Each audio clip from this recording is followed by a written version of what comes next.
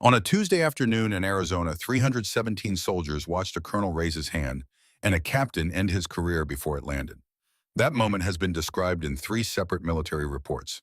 It has been referenced in a Senate subcommittee hearing. It has been discussed in mess halls from Fort Bragg to Fort Lewis by men and women who were not even there that day. But none of those reports tell you what happened in the 18 days before it. None of them tell you about the note in the drawer. None of them tell you about the man who watched from the tower and said nothing for 2 years because no one had gone first. And none of them answer the question that actually matters.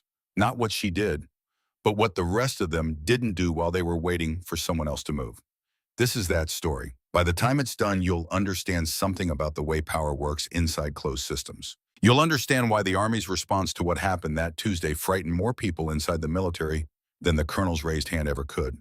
But we begin where every story like this begins, not with the explosion, with the silence that came before it. Fort Ashburn sits in the high desert of Arizona, 30 miles east of nothing in particular. The kind of place where the sun doesn't just shine, it presses down. Flat and relentless like a hand on the back of your neck. The mountains in the distance look close in the morning and disappear into haze by noon. The air smells like dust and motor oil, and something that doesn't have a name, but that every soldier who has ever been stationed there recognizes immediately. History, the uncomfortable kind. Fort Ashburn had been operational since the Korean War era. It had trained hardened infantry units, produced senior NCOs, who went on to lead men in every conflict America had touched in the decades since. Its reputation was simple and specific. You came out of Ashburn ready. You came out leaner, sharper, stripped of anything that wasn't essential. The base didn't produce heroes, it produced soldiers. There is a difference. The men who ran it understood that difference the way they understood the chain of command as something close to religion. By the time Captain Sara Kincaid arrived on a Monday morning in early October, Fort Ashburn had been running under the command of Colonel Grant Holloway for 6 years. 6 years is a long time in the Army. Long enough for a man to stop being a visitor and start being the atmosphere. Long enough for his preferences to become policy, his moods to become weather, and his silences to carry the same weight as direct orders. Holloway had served in the Gulf. He had medals. He had connections that went several layers deep into the Pentagon, and 3 layers deeper than that into the kind of quiet networks that don't appear on any organizational chart. He was 53 years old. His boots were always clean, not polished, clean, immaculate. The kind of clean that tells you something. That tells you the man wearing them hasn't seen real dirt in a long time, but wants you to think about dirt anyway.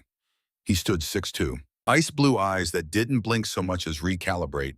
His voice was low and measured, the kind of voice that didn't need to rise to fill a room. He had learned long ago that the quieter you speak, the harder everyone leans in. Men like Holloway don't shout. They don't need to. The soldiers at Fort Ashburn called it command presence. The ones who had been there longest called it something else. But none of them said that out loud, not where it could be heard. Sara Kincaid drove on to base in a government-issue vehicle with one bag in the trunk and a thermos of bad coffee going cold in the cup holder. She was 32 years old, 5'6", leaning with the kind of posture that comes not from vanity, but from 2 combat deployments where slouching meant something different than it does in civilian life. She had a Purple Heart she never mentioned, not because she was modest about it, but because the day she earned it was also the day she lost 2 men from her unit, and those 2 things could not be separated in her memory. The medal and the grief had fused together. She kept it in a box at the bottom of her footlocker under a paperback copy of Marcus Aurelius that her mother had given her before her first deployment. Her mother had been a school teacher in rural Virginia. Her father, a Marine drill instructor, retired. Between the 2 of them, they had given Sara a specific inheritance, discipline, and language. The understanding that how you said something was almost as important as what you were saying. And the understanding that there were times when saying nothing at all was the loudest thing you could do. She'd had 1 tour in Syria and 2 in Kandahar. She'd led a unit under fire, made decisions in the dark with incomplete information, and brought most of her people home. Not all, but most. And she had never once stopped asking herself what she could have done differently for the ones who didn't make it. That question was not a burden to her. It was a compass. She drove past the gate at 0740, signed in without ceremony, and was directed to the administrative building. The base was already fully alive at that hour. Soldiers moving in formation across the eastern field. Vehicles running in the motor pool. The flat sound of early morning drills carrying across the desert in sharp, clean bursts. She parked, took her bag from the trunk, looked at the building in front of her for exactly 3 seconds. Then she went inside. Her office was on the second floor. Small, functional. A desk, a chair, two filing cabinets, a narrow window facing the western perimeter fence. Someone had cleared the space but hadn't cleaned it. There was a faint ring on the desktop from a coffee mug, long dried, and the Venetian blind on the window was tilted 2 slats off center. She set her bag down, straightened the blind. Then she sat at the desk and opened the top left drawer. She didn't know why she did it first. Habit, maybe. Or something less logical than habit. The instinct of a person who has learned to read rooms, to notice what doesn't fit, to look in the places other people overlook. Because those are exactly the places where the truth tends to hide. The drawer was empty except for a single folded piece of paper. Pale yellow, creased like it had been folded and unfolded more than once. Like someone had written it, reconsidered, folded it away, then taken it out and read it again before leaving it there deliberately. She picked it up. 7 words, written in pencil, not pen. Small, careful print. They don't fire you here, they make you quit. She read it twice, then she folded it the same way it had been folded and put it in the left front pocket of her uniform jacket.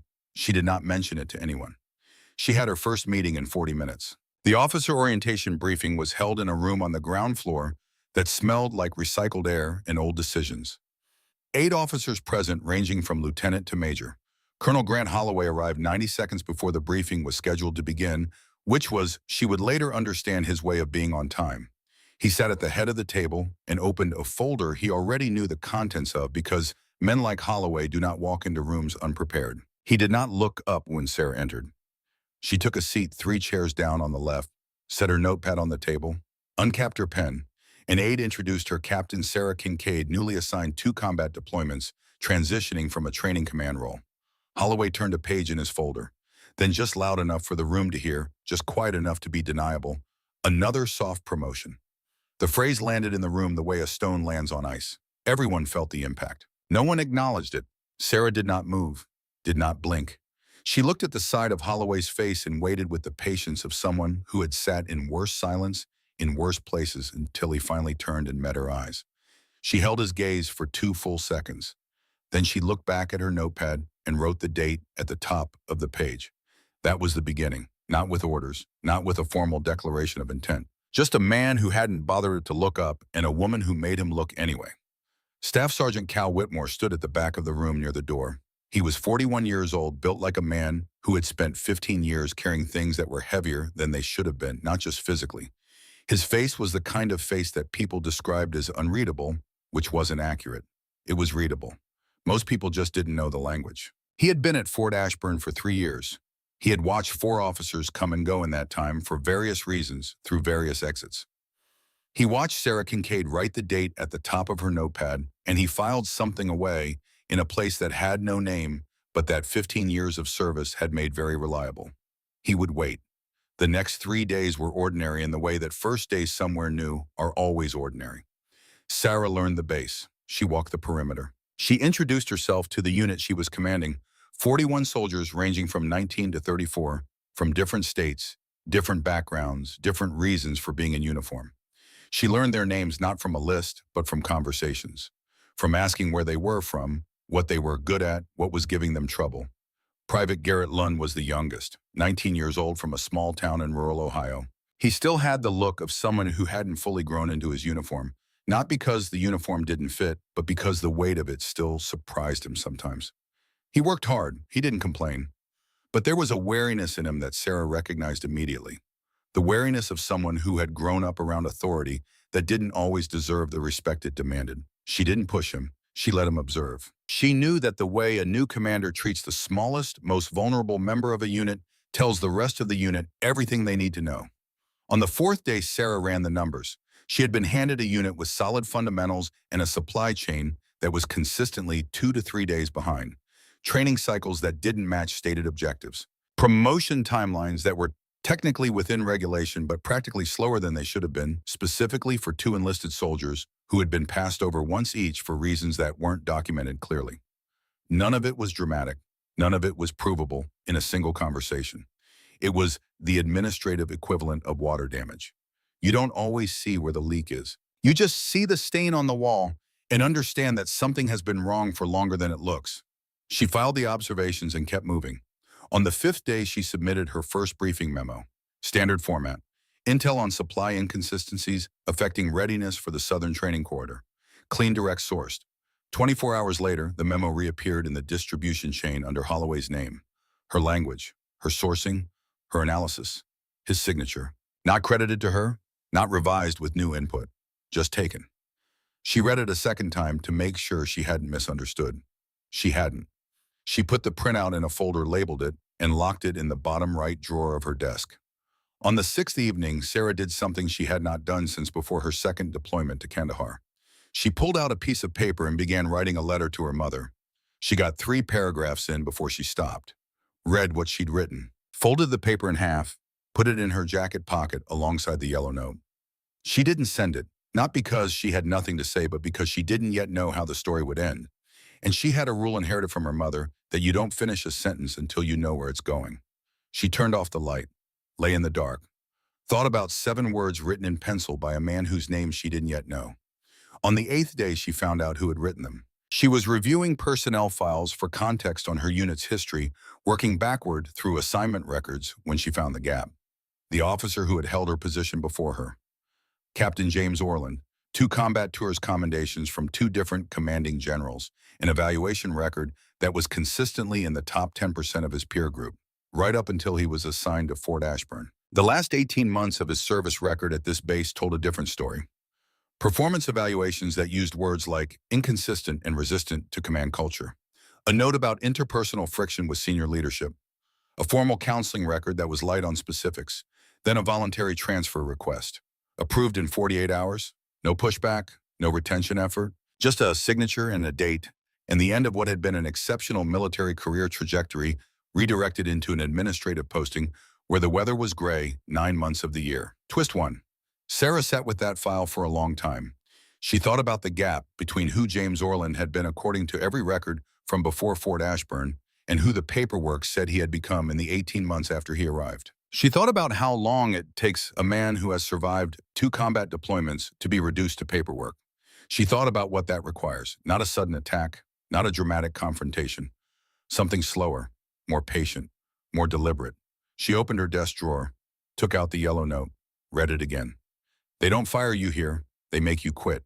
She understood now that this was not a new situation. She was not walking into something that had been set for her specifically. She was walking into a mechanism, a process that had been refined over time, tested on at least 2 previous officers that she knew of, possibly more.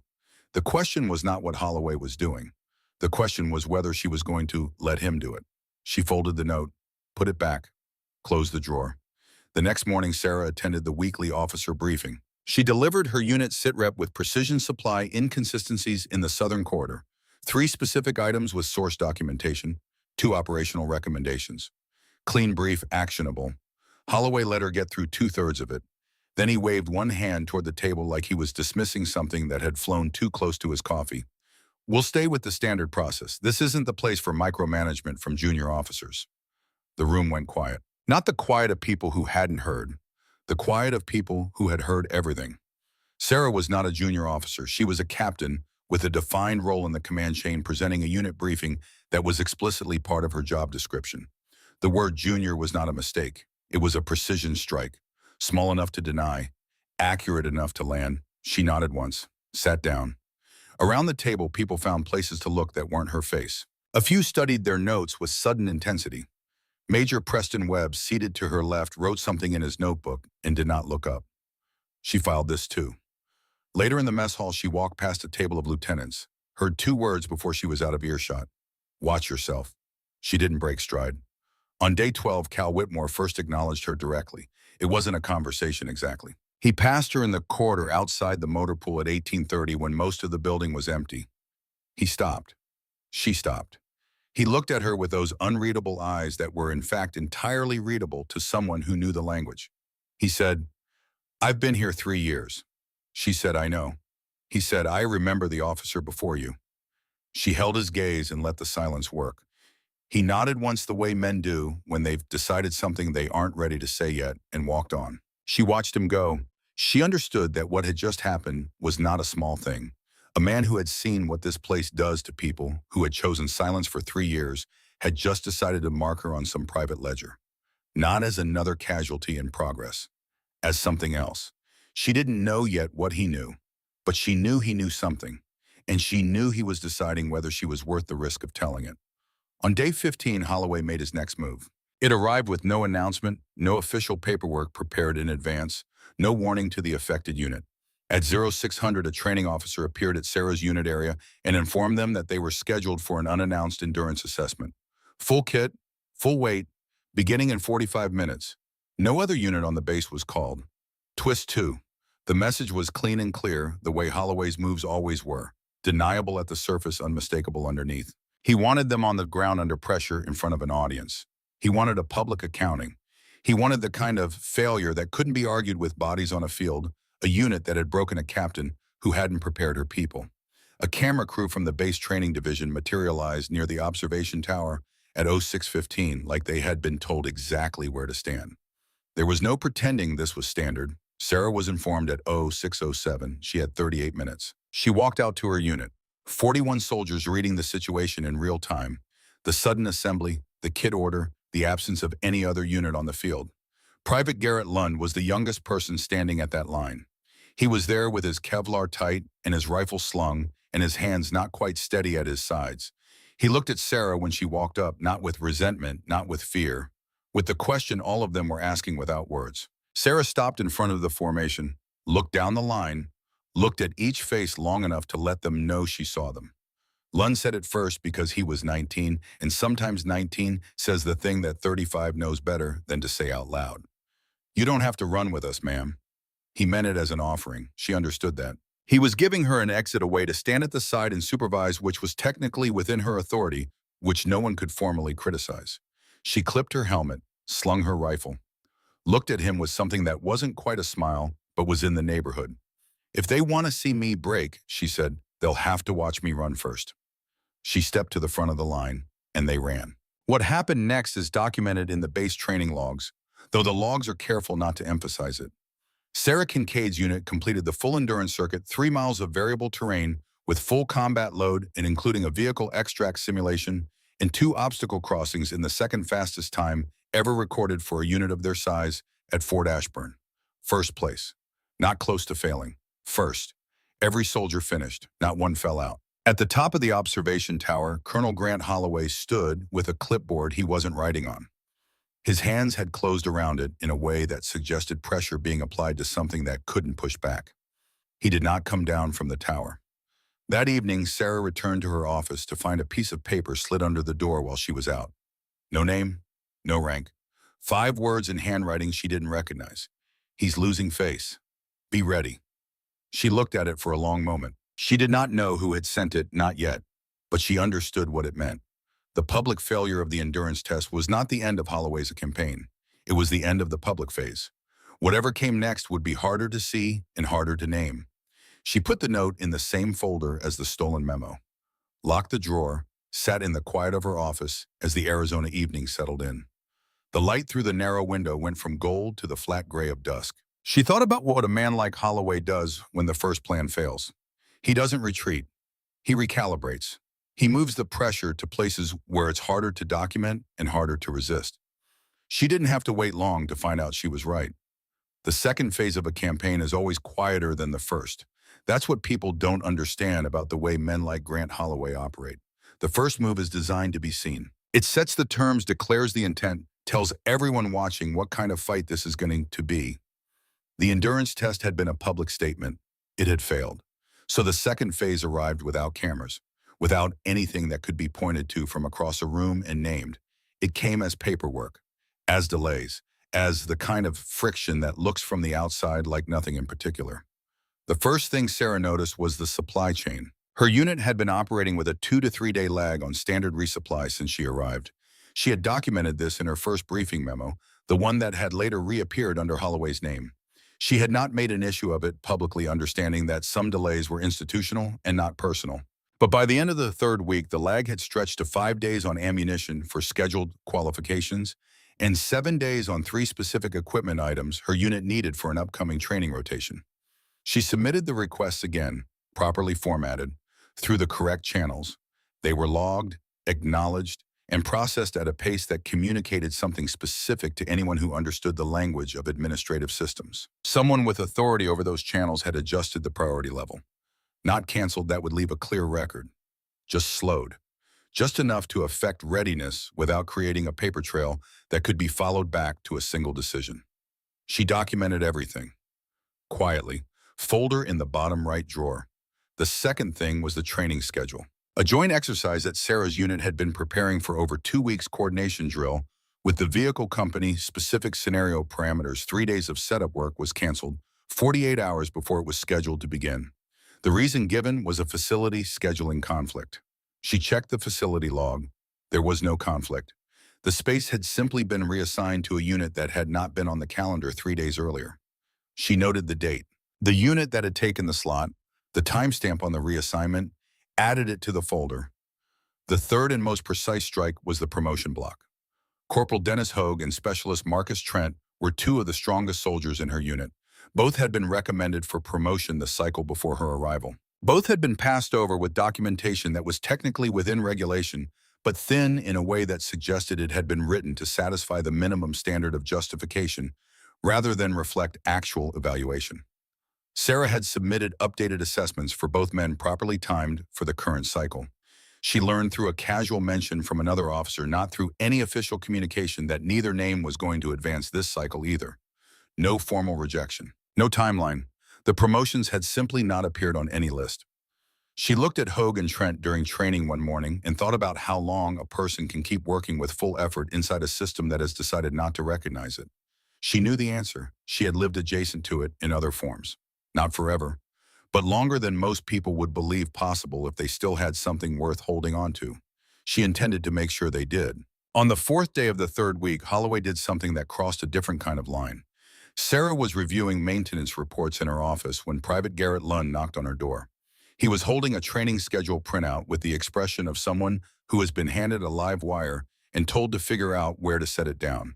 He placed it on her desk. It was a revised training order for her unit effective the following morning, signed by Colonel Holloway's office directly. No coordination with her, no notification before distribution. The order had gone straight from Holloway's office to her soldiers, bypassing her entirely, as if the command layer she represented simply did not exist. Lund said, "I thought you should see it, ma'am," before the rest of the unit got it from the board. She looked at the printout for a long moment. "Good thinking," she said. "Thank you, Private." He nodded, hesitated at the door like he wanted to say something else. Then he didn't, because 19 years old knows when a room is being held together by something that doesn't need more weight on it. After he left, she sat in the quiet for a full minute. What Holloway had done was not a supply delay. It was not a schedule adjustment.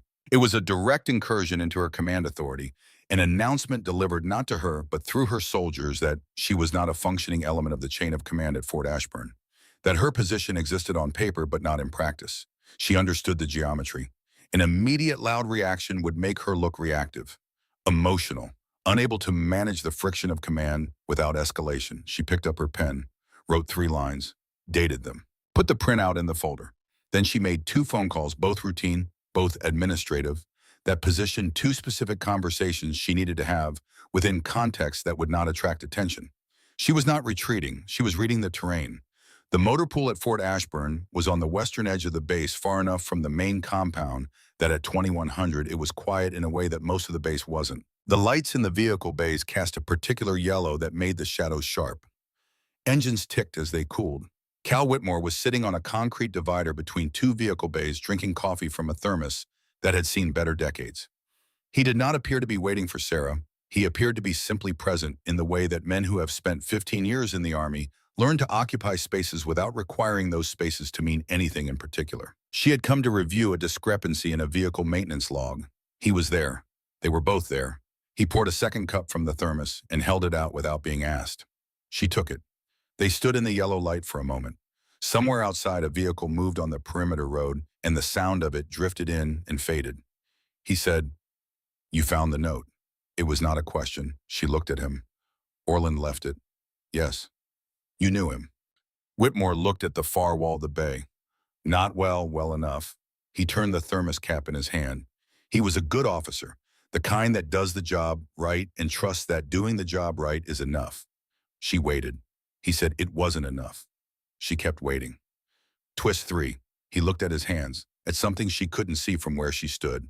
Then he said, 2 years ago, there was a complaint, formal proper filed through the right channel, a female staff sergeant in the vehicle company.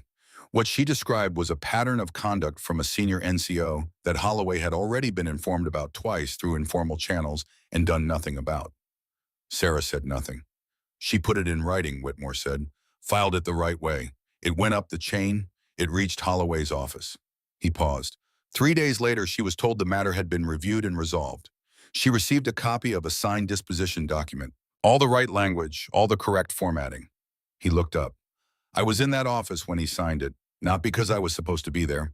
I had knocked on the wrong door looking for a supply coordinator who had moved his office 3 weeks earlier, and nobody had updated the directory. He let out a slow breath. I saw him sign it. I saw what he was signing.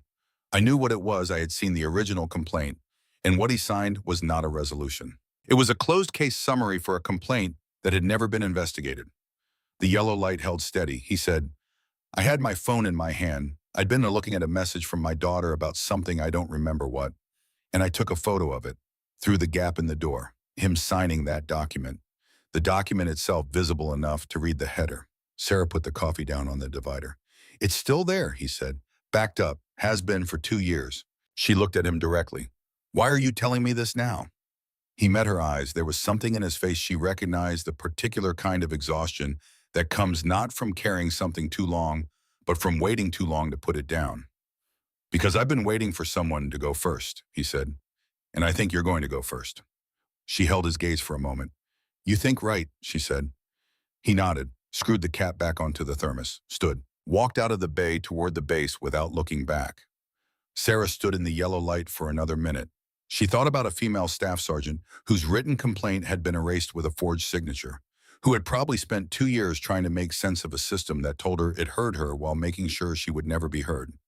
She picked up the coffee cup, poured the rest out on the concrete, went back to her office. She was building something. The foundation was almost complete. Twist 4. Major Preston Webb was the kind of officer who made rooms feel smaller without appearing to take up any space.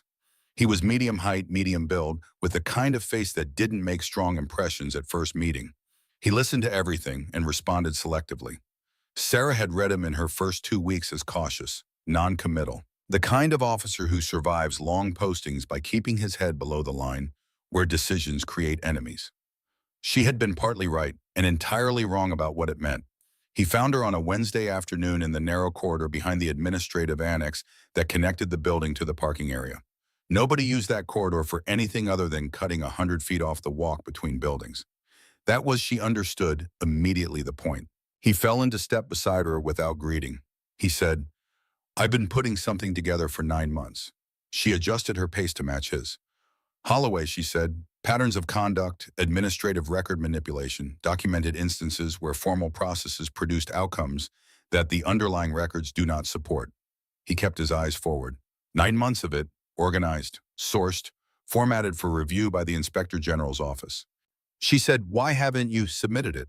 Because documentation without a human record is a filing exercise. The Inspector General's office needs more than paperwork.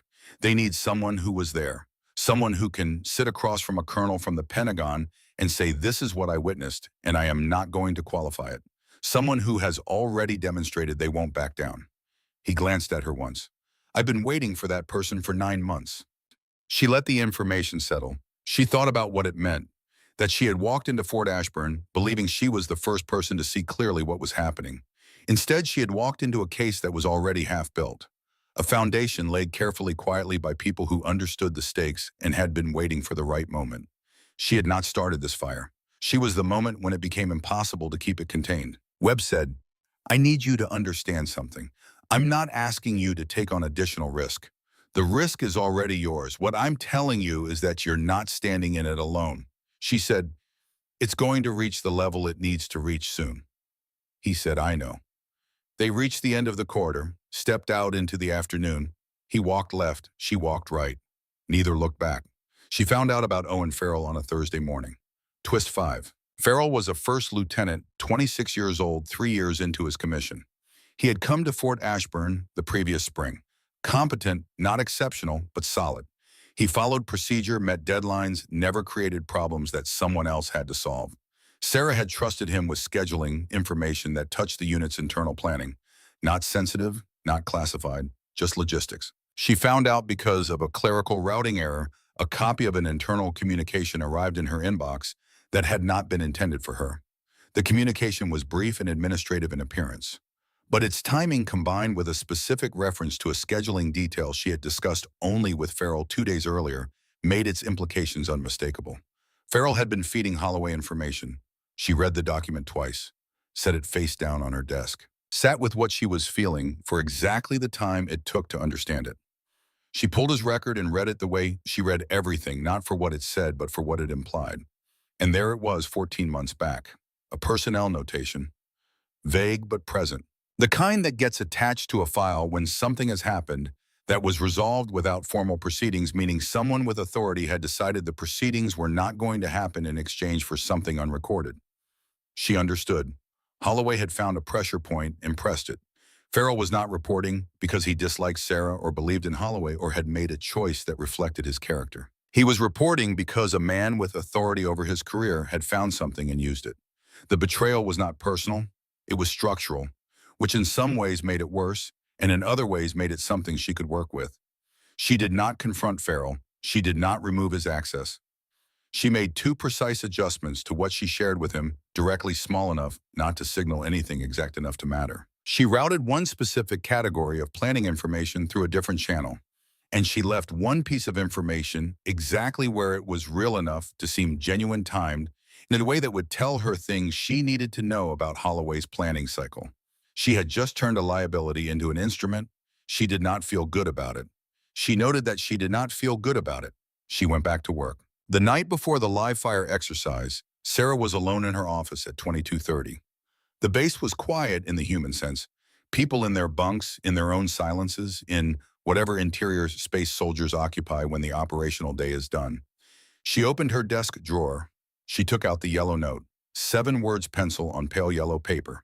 She had read them a dozen times, and they looked different each time the way things that matter tend to shift depending on the light you bring to them. They don't fire you here. They make you quit. She had spent 3.5 weeks at Fort Ashburn. In that time, she had documented systematic supply manipulation, command, authority violations, administrative record, falsification, reaching back at least 2 years, and a network of informal pressure that had destroyed at least one officer's career and derailed others.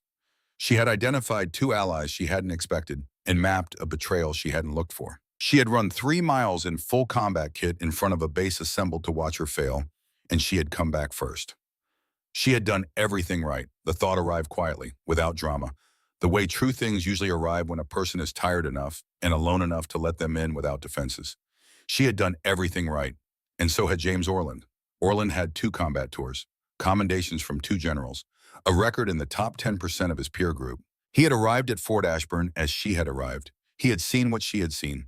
He had documented, observed, built his case carefully. And at some point in the 4th month, he had written 7 words on a piece of yellow paper and left them in a drawer. Because staying had required a cost he hadn't been willing to pay.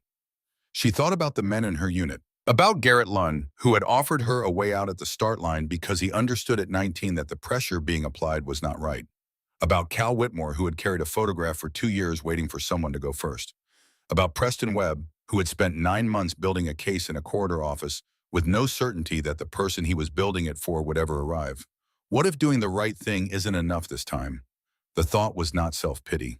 It was a real question, the kind that arrives when a person is tired enough to be honest with themselves. She sat with it.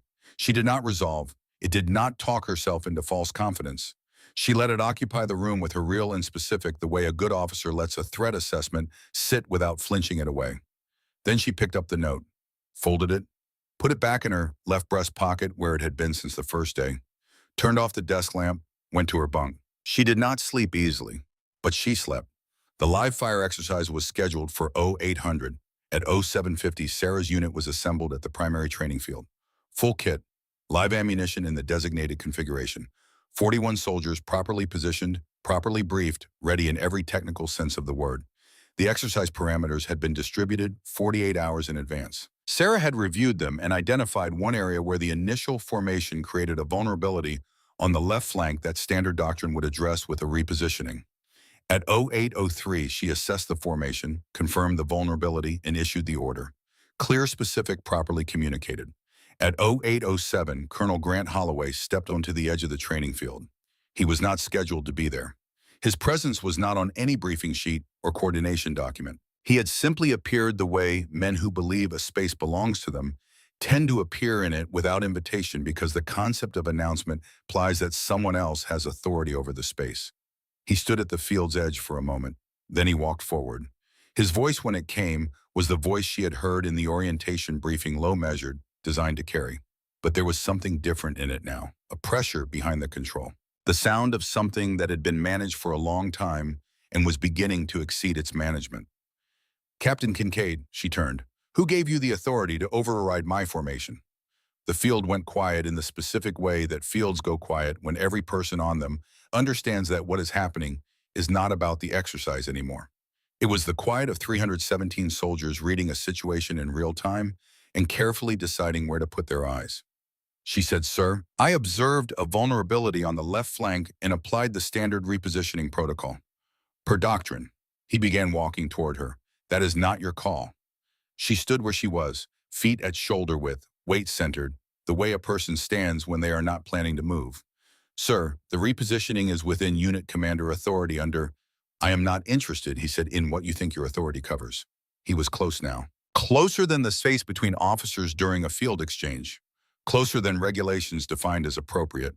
Around them, 317 soldiers who had come to this field for a live fire exercise were now doing something else. They were witnessing. Some with their faces carefully neutral.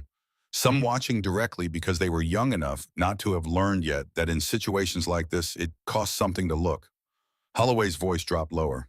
"You think you can embarrass me in front of my men?" Sara did not break eye contact. She said, "Sir, I followed field protocol, the doctrine you issued yourself last month." Something moved across his face. Not anger, it had passed through anger 2 exchanges ago and arrived somewhere smaller and colder. "I'll teach you something else right now," he said, and his shoulder moved. The motion was not ambiguous. It was not a gesture or an adjustment. It was the initiation of a strike. A flat palm blow aimed with the specific intention that such blows carry when delivered by a man who has never in his career been stopped. Sara had spent 11 years learning to read the moment before emotion becomes the motion. Every combat deployment, every close quarters training cycle, every hour of repetition that converts recognition from a conscious process into something faster than thought. She read it. Her left hand came up. Her fingers closed around his wrist at the precise point between extension and impact. She pivoted, applied leverage, stepped through. The sound it made was a single sharp report, clean and distinct, the kind that carries across open ground without effort. Several of the 317 soldiers flinched by reflex. Others went completely still. Holloway dropped to one knee. His right arm hung at an angle that arms are not designed to hold. Sara released him immediately, stepped back, stood at her full height. Her breathing was controlled. Her hands were at her sides.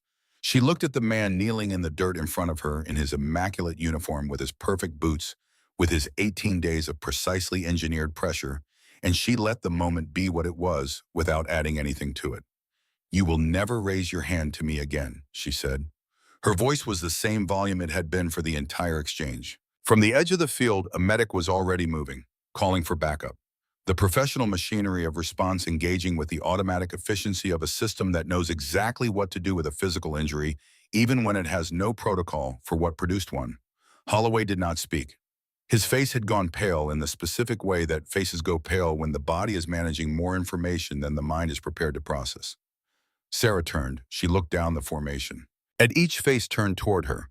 At Private Garrett Lunn, 19 years old, standing with his hands steady, now his eyes open all the way, watching her the way a person watches something they will describe for the rest of their life. She said, "Formation remains intact."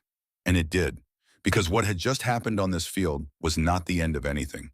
It was the moment when everything that had been building in the dark finally stepped into the light. And the light, once it arrives, does not go back. The base changed in the hour after it happened, not loudly, not with any single event that could be pointed to and named.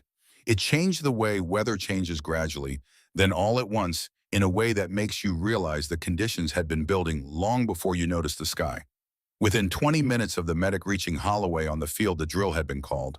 Units dismissed. The training field cleared with the particular efficiency of people who have been given an institutional reason to move away from something they have witnessed.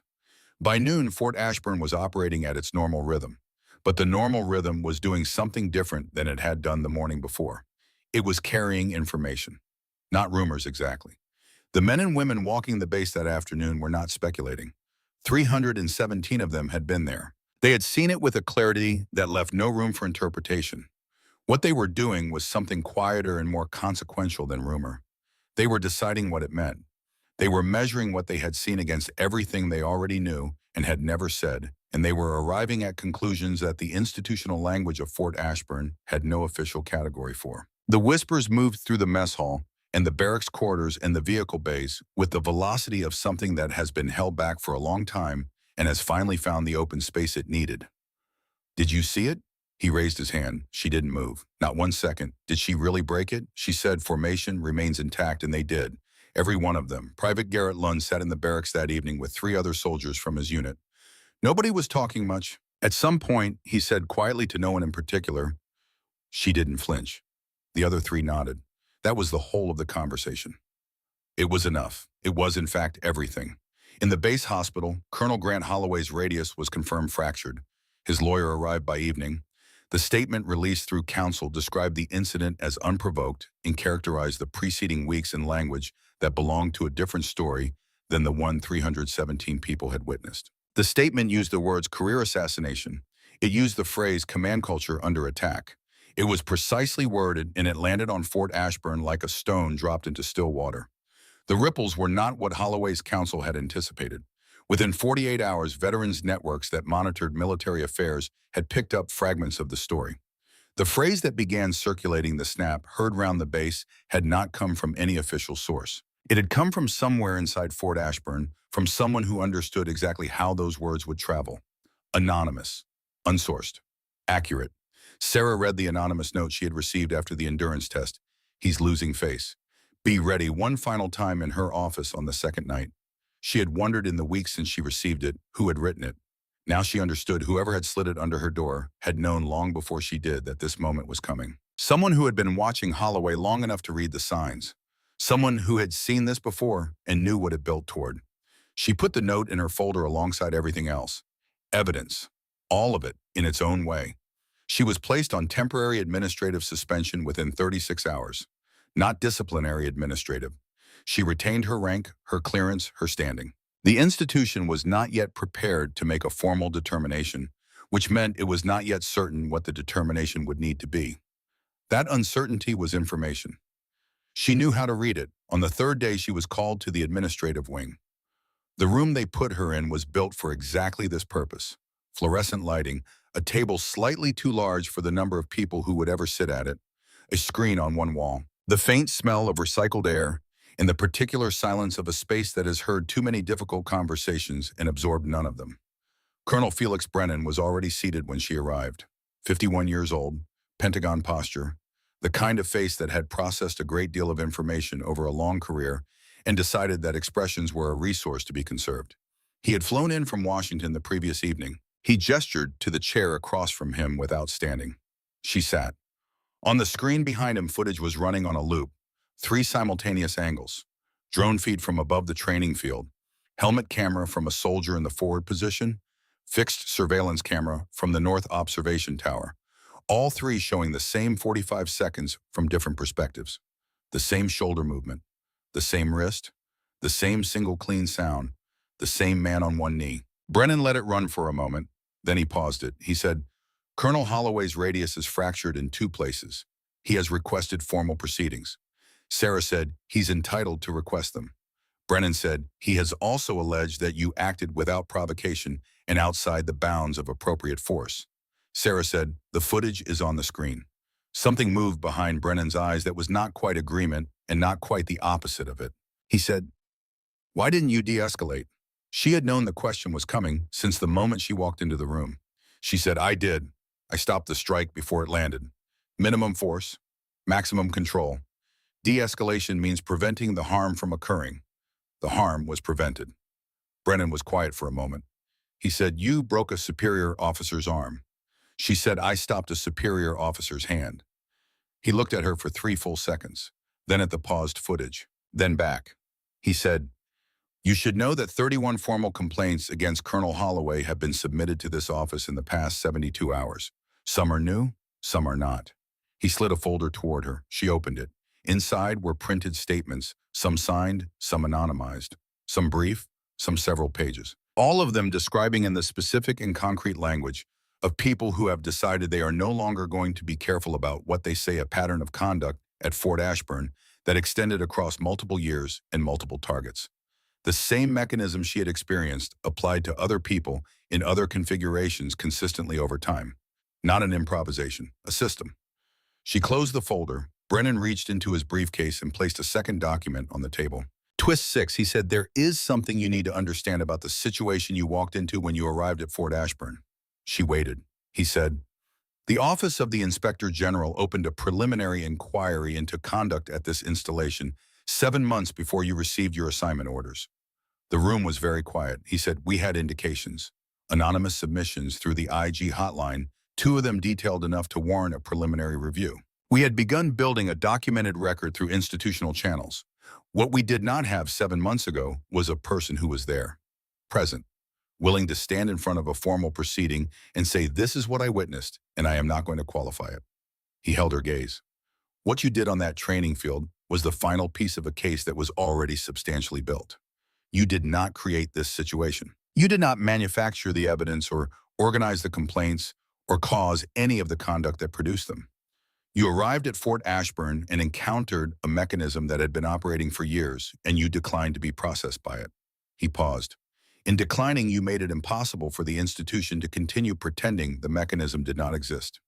Sara sat with that for a moment. She thought about James Orland, who had done everything right and left a note in a drawer. She thought about Cal Whitmore, who had carried a photograph for 2 years waiting for someone to go first. She thought about Preston Webb building a case in a corner office with no certainty that the person he was building it for would ever arrive. She thought about a female staff sergeant whose complaint had been closed with a forged signature, who had told herself at least she had tried. She said, "Captain Orland."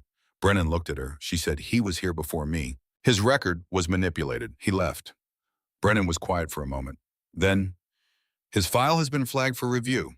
His record will be corrected." She nodded once. He said, "You're being placed on administrative suspension pending the formal review. That process will run its course." He met her eyes. "The footage from 3 angles is in the record. The risk capture, the force applied, the release, all of it." He said it without advocacy, just the statement of what existed. He slid a final document across the table. Temporary administrative suspension. Her name, her rank, the date. She picked up the pen, signed it. The pen made a small sound on the paper in the fluorescent quiet. She pushed the document back. Brennan said, "That will be all, Captain." She stood, straightened her jacket, looked at the 3-angle footage still paused on the screen. 45 seconds of her life that would exist in a formal military record for as long as the record was maintained. She walked out of the room and into the hallway beyond it. The hallway was not empty. She had expected it to be. Instead, there were people in the corridor.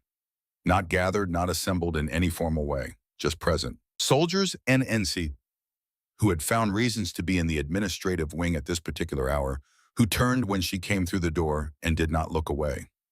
They did not salute. What she received was not a salute. It was something older than the gesture and less reducible to regulation. Cal Whitmore was near the far wall. He met her eyes and nodded once the same way he had nodded in the motor pool corridor weeks ago. The ledger he had put her name in then had now been closed and settled. Preston Webb stood at the corridor's far end, holding a folder that was probably the reason he had given himself for being there. He looked at her without speaking. The 9 months of work in that folder had just become something other than preparation. It had become record. She walked the length of the corridor at her normal pace and let the recognition that surrounded her exist without making anything of it. Because the people offering it were not offering it to make something of. They were offering it because they had seen something real and they needed somewhere to put it. She walked out into the Arizona afternoon. The sun was lower now, angled in the way that late-day desert light gets when it loses its vertical press and starts to cut sideways across the ground. She stood still for a moment. Then she went back to work.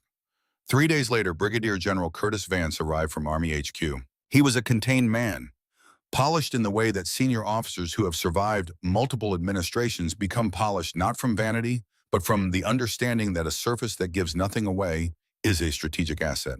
He had been sent to manage the fallout, to conduct the institutional equivalent of controlled demolition, to ensure that what had happened at Fort Ashburn did not require congressional testimony. He convened a session with General Marcus Hale and legal counsel that lasted 4 hours. Sara was called to General Hale's office that evening.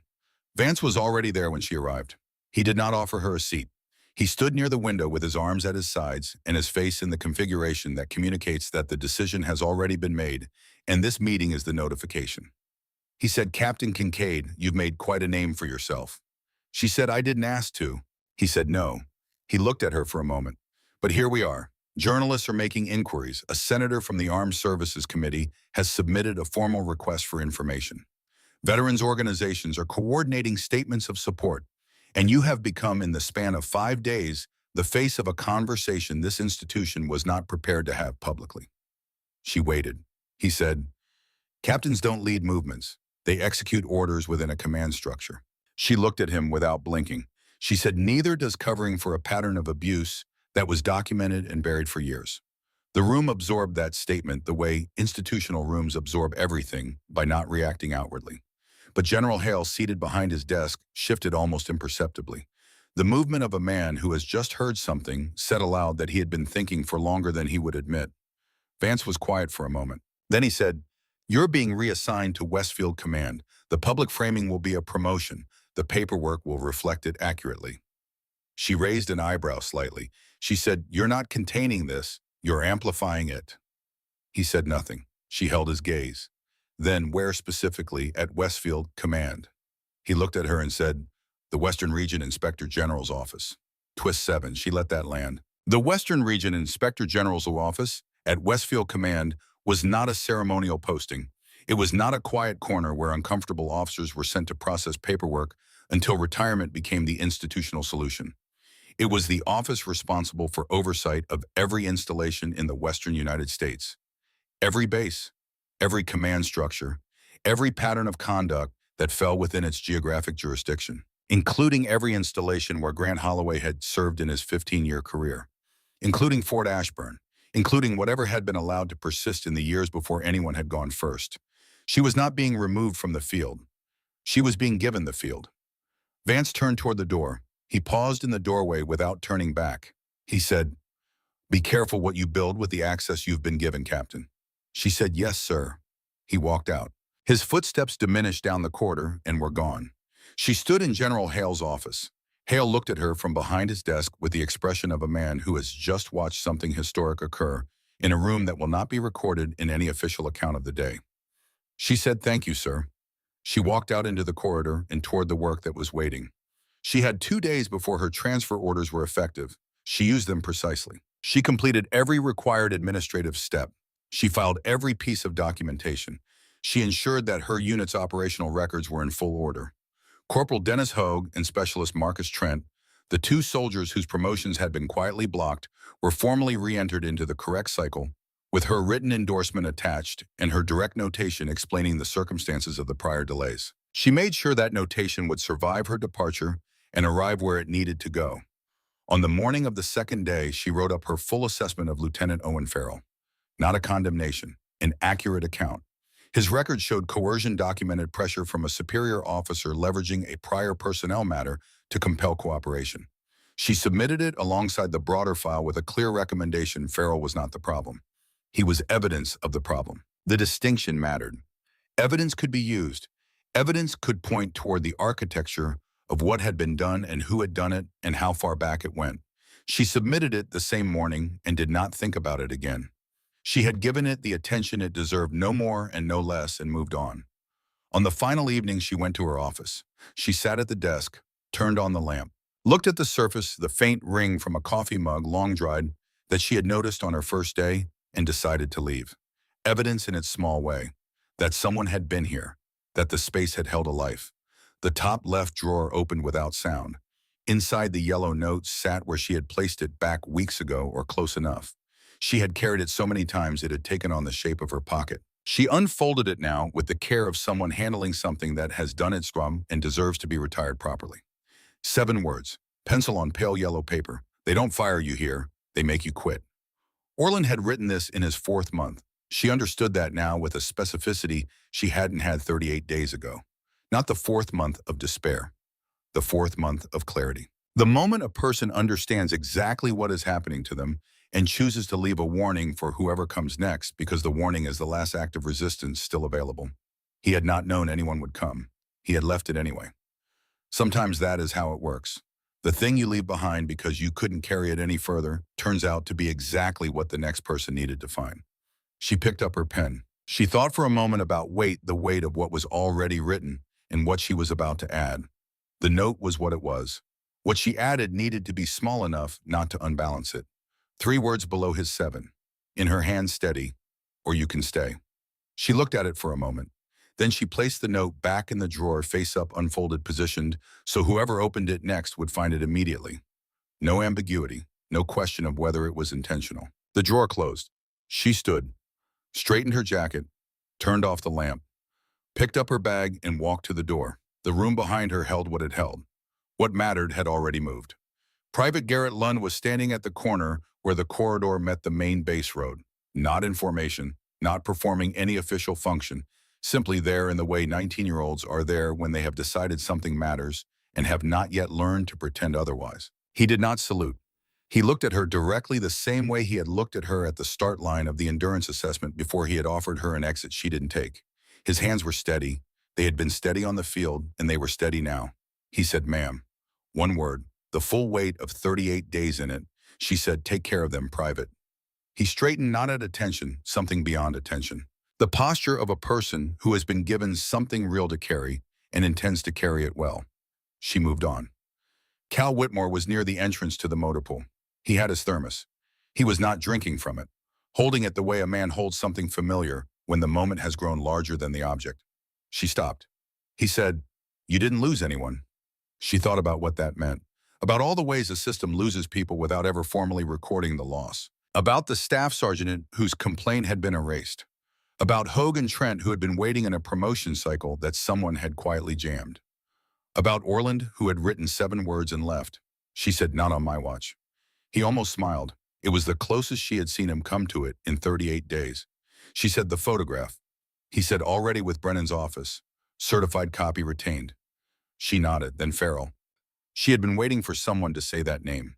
She said, "His record reflects coercion. Documented and submitted with the rest." She paused. "He's not the problem. He's evidence of the problem." Whitmore held her gaze for a moment. Then he said, "Good." He extended his hand. She shook it. The grip of a man who had spent 15 years carrying things that required both hands and had finally found a use for something he'd been holding in his phone for 2 years. She walked on towards the end of the road.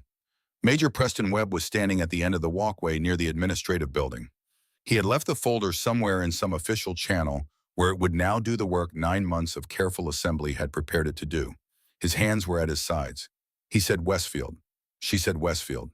He looked at the ground for a moment, the way a man looks at the completion of something he has worked toward for a long time and is still adjusting to the reality of. Then he looked up. He said, "There were 3 postings before Ashburn. I have documentation on 2. The 3rd I haven't been able to reach." She said, "Send me what you have. I'll find the 3rd. He nodded once, slowly. The nod of a man who has handed something very heavy to someone capable of carrying it and knows the difference. She walked toward the gate. The main gate of Fort Ashburn was a standard installation entrance guard, post-barrier arm ID checkpoint. She had driven through it 38 days ago in a government vehicle with bad coffee going cold in the cup holder and 1 bag in the trunk and 7 words waiting for her in a drawer she hadn't opened yet. She walked through it now on foot. The guard on duty was a young specialist she recognized from 2 interactions at the administrative building. He checked her orders, raised the barrier, looked at her for a moment with the expression of someone who wants to say something and cannot locate the official context for it. She saved him the search. She said, "Good morning, specialist." He said, "Good morning, ma'am. Safe travels." She walked through. Behind her, Fort Ashburn continued to do what it had always done. Vehicles moved, formations ran, the administrative machinery processed its daily volume. The mess hall prepared its meals. Soldiers who had been on that training field 4 days ago walked their assigned routes and completed their assigned tasks and carried in the specific interior space that soldiers carry things the memory of 45 seconds that had changed something. Not the base. Bases don't change. The people in them do. Sometimes slowly through accumulation. Sometimes in 45 seconds in front of 317 witnesses, when something that has been pressurized long enough finally finds the point where pressure becomes motion. Sara Kincaid did not look back at the gate. She looked at the road ahead. The Arizona morning stretched wide and still before her. The mountains in the distance looked close the way they always did at this hour before the day's heat could blur them into suggestion. She had learned in the first week that they would be gone by noon. She had found that to be true of more than just mountains. She had a long drive. She had documentation to review. She had the names of installations and the names of people who had moved through them, and she had the authority for the first time that matched the weight of what she was carrying. She had a letter in her jacket pocket, not the yellow note. That one was back in the drawer, where it needed to be waiting for the next person who would open it and find 10 words, 7 from a man who hadn't been ready, and 3 from a woman who was. The letter in her pocket was the one she had written on her 6th evening at Fort Ashburn. 3 paragraphs to her mother that had stopped because she didn't know how the story would end. She knew now.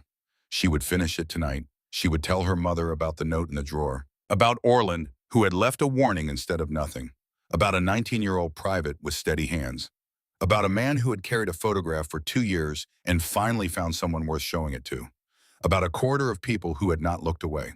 She would not tell her mother it was over, because it was not over. It was the beginning of the part where the work gets done.